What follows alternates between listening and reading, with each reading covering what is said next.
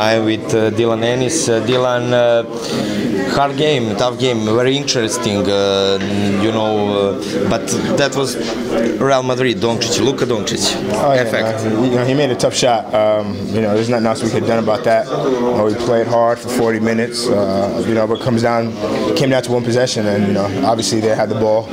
They made the better play, but it's great defense. But I think we played our hearts out.